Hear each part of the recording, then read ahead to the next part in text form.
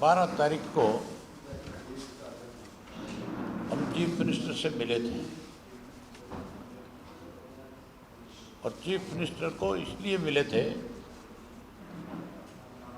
कि हरियाणा में सरसों और गेहूं की फसल की खरीद होनी थी और सरकार ने एक ऐसी चिट्ठी निकाल दी थी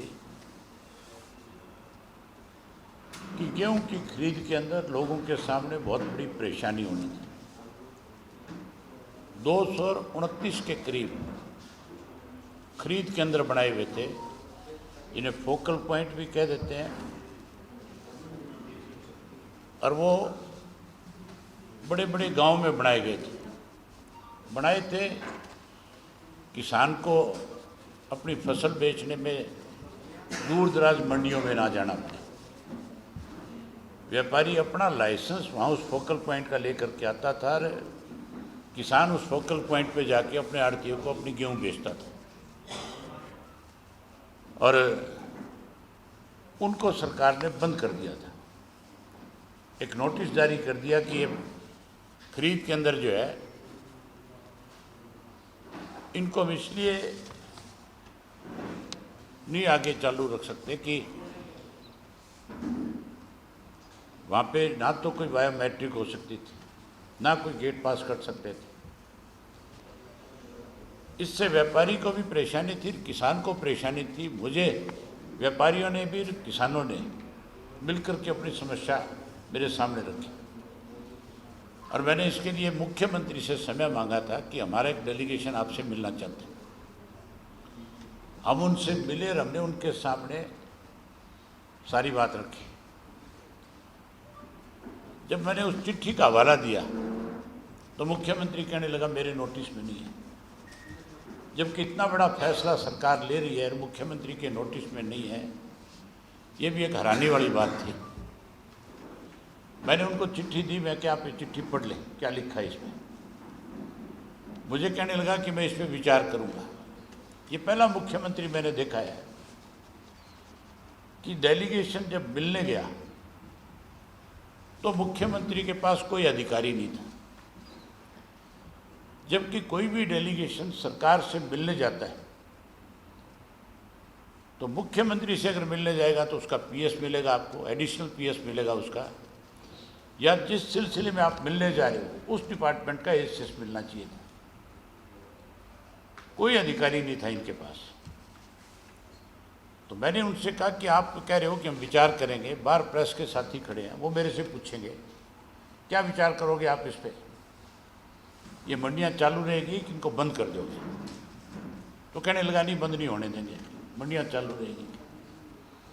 मैंने बाहर आपको आकर के बताया भी था। लेकिन हैरानी की बात है, मुख्यमंत्री ने हमारे आगे हाँ भरी।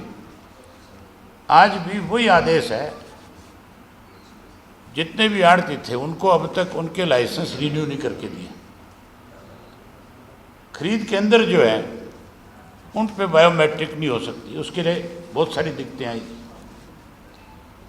एक आदेश और, फरमान और जारी कर दिया कि आप ट्रैक्टर जो लेकर के जाओगे उसके ऊपर रजिस्ट्रेशन भी साथ में होगी, उसके साथ उसका नंबर भी लगा होगा।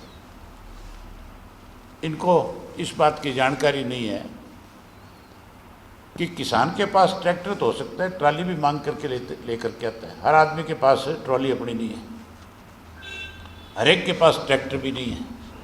बहुत सारे लोग ऐसे हैं जो ट्रैक्टर किराए भाड़े पे चलते हैं, उन ट्रैक्टरों में अपना माल ढुलाई करते हैं।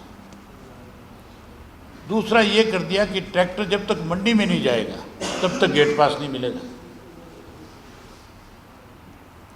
आप अम्बाड़ा की मंडी लगा रहे हो, अगर 4 गांव की फसल अम्बाड़ा की मंडी में गेहूं की आ गई तो फिर ना ट्रैक्टर जा सकता, ना आदमी चल के जा सकता, क्योंकि इतनी ज़्यादा गेहूं आ जाती है कि मंडी में रखने के लिए कोई जगह नहीं होती। लोग सड़कों पे ला करके बाहर खुले में बेचते हैं। ये तब है जब खरीद के अंदर बने हुए बाहर गाँव के अंदर, जहाँ आस पड़ोस के गांव की गेहूं बेची जाती है। हमने महामहिम से समय मांगा है, हम कल या परसों में जब भी समय मिलेगा उनसे मिलेंगे, मिल करके उनके सामने ये सारी बात रखेंगे। मुझे लगता है कि मुख्यमंत्री की कोई भी अधिकारी जो है उनकी बात को सीरियस नहीं लेता।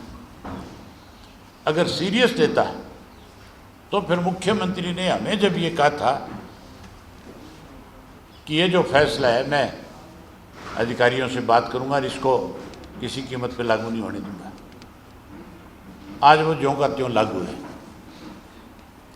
इसके लिए हमने अपनी पार्टी की तरफ से एक फैसला किया। हम मुख्यमंत्री को भी कह करके आए थे खुल करके कि अगर आप लोगों ने इसको सीरियसली नहीं लिया, अगर किसान के सामने इस तरह की परेशानी आई, अगर व्यापारी का लाइसेंस रिन्यू नहीं हुआ, तो हमारी पार्टी फिर इसको लेकर के कोई और फैसला लेगी।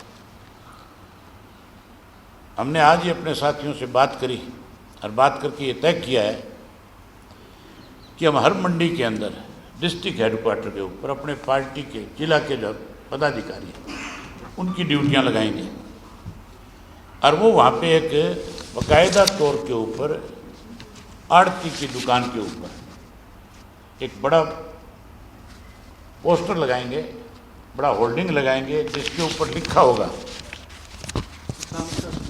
किसान कष्ट निवारण केंद्र, इंडियन नेशनल लोकदल पार्टी केंद्र ही किसान कष्ट निवारण केंद्र।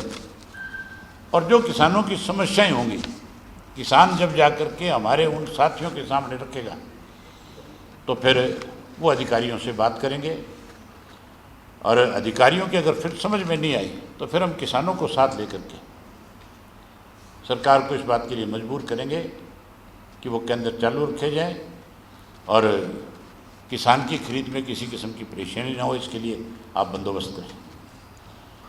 ये तो किसान अपनी मंडी में फसल बेच ना सके, उसको एमएसपी ना देनी पड़े इनको, इसके लिए इन्होंने ये इस तरह का फैसला लिया है। मैं आपको एक बात खुल करके बताना चाहता हूँ और आपके माध्यम से सरकार को भी कहना चाहता हूँ कि आपकी नीयत में खोट है, क्योंकि मंडी में तो टोटल जो गेहूँ है मंडियों की कैपेसिटी नहीं है कि 20% से भी ज़्यादा गेहूँ हरियाणा प्रदेश के किसान की मंडियों में रखी जा सके। तो आपने भी देखी है कितनी दूर दूर तक ढेर लगा दिए जाते हैं और कितने लोग जो है रोक करके रखते हैं कि भाई आराम से बेच करके आऊँगा। और फोकल पॉइंट जो है वो भी एक एक महीने तक उठान भी नहीं होता गेहूँ का, ये हालत होती है। कितनी फसलें खराब होती है किसान की।